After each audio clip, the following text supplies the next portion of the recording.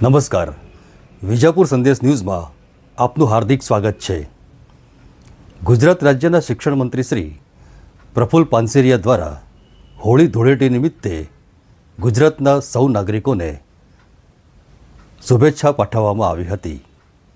નમસ્કાર, સૌ પરિવારજનોને હોળી ધૂળેટીની ખૂબ ખૂબ શુભકામનાઓ. જીવનની અંદર નવા રંગો પૂરીને આવા તહેવારો ઉજવાતા હોય ત્યારે આપણે આ તહેવારોની અંદર આપણી વૈદિક પ્રણાલિકા જે પરંપરા છે એને આવો સૌ સાથે મળીને જીવંત રાખીએ.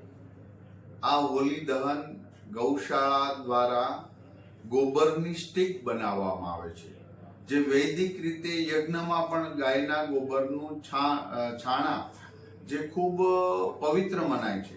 ત્યારે સૌ પરિવારજનોને વિનંતી કરું છું કે ગૌશાળા હોય કે આજુબાજુમાં ક્યાંય ગાયના ગોબરની સ્ટીક દ્વારા હોલિકા દહન થાય તો પર્યાવરણથી લઈને આપણી પરંપરા, આપણી પવિત્રતા અને તહેવારનું મૂળ આપણે સાચવી રાખીશું. આ એક સંસ્કૃતિ છે અને દરેક સંસ્કૃતિમાં આવી બધી મહત્વતા ખૂબ જરૂરી હોય છે અને એને રાખી.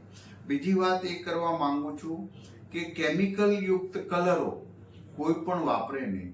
માત્ર સ્વચ્છ પાણી અથવા તો સાદા કલરો અથવા તો નેચરલ કલરોનો ઉપયોગ થાય, જેથી કરીને દર વર્ષે અનેક એવા કેસો આવે છે જે આંખમાં કેમિકલ પડે, સ્કિન પર કેમિકલની અસર થતી હોય છે. તો આવા તહેવારો આપણે વૈદિક પરંપરાથી ઉજવીએ, જેથી કરીને આપણે આપણી સંસ્કૃતિનું પણ જતન કરી શકીએ, આપણા શરીરનું પણ જતન કરી શકીએ.